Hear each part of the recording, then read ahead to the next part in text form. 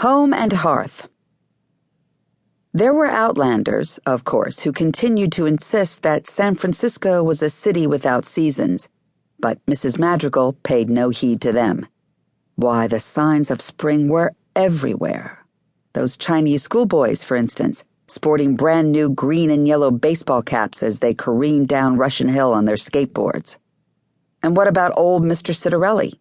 Only a seasoned San Franciscan could know that this was exactly the time of year he dragged his armchair into his garage and opened the door to the sunshine. Mr. Citarelli was infinitely more reliable than any groundhog.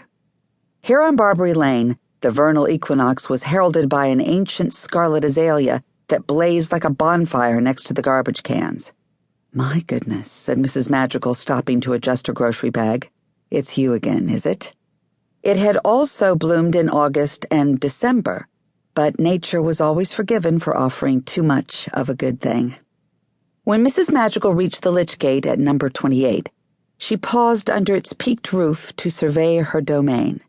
The mossy brick plain of the courtyard, the illegal lushness of her herb garden, the ivy and brown shingle face of her beloved old house.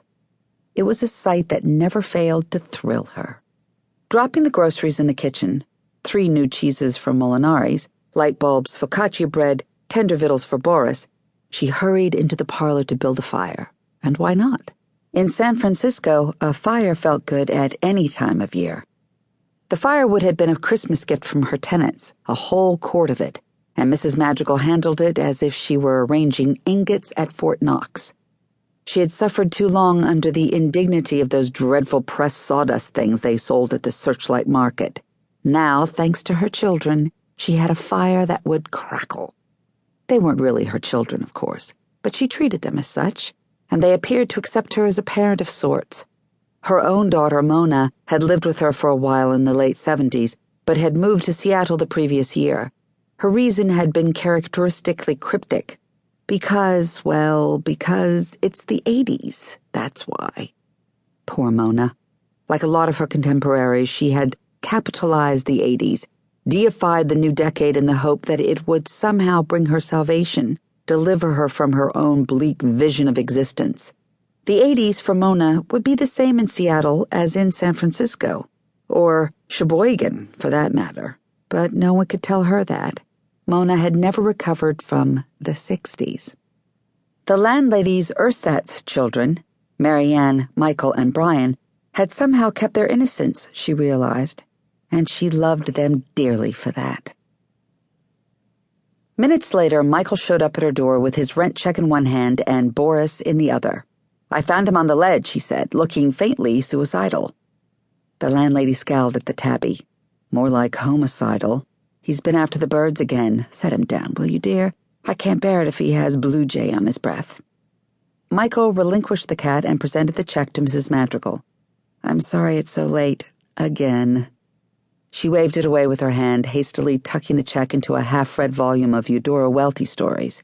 She found it excruciating to discuss money with her children. "Well," she said, "what shall we do about Marianne's birthday?" "God," winced Michael, "is it that time already?" Mrs. Madrigal smiled. "Next Tuesday, by my calculations." "She'll be 30, won't she?" Michael's eyes danced diabolically. "I don't think that should be our emphasis, dear." "Well, don't expect any mercy from me," said Michael. "She put me through hell last year on my 30th. Besides, she's the last one in the house to cross the Great Divide. It's only proper that we mark the event."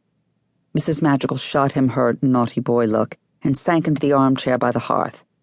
Sensing another chance to be picturesque, Boris dove into her lap and blinked languidly at the fire. "Can I interest you in a joint?" asked the landlady. Michael shook his head, smiling. "Thanks. I'm late for work as it is." She returned his smile. "Give my love to Ned, then. Your new haircut looks stunning, by the way." "Thanks," beamed Michael, reddening slightly.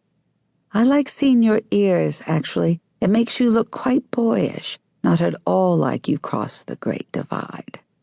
Michael showed his appreciation with a courtly little bow. "Run along now," said the landlady. "Make little things grow." After he had left, she permitted herself a private grin over this Great Divide business. She was 60 now.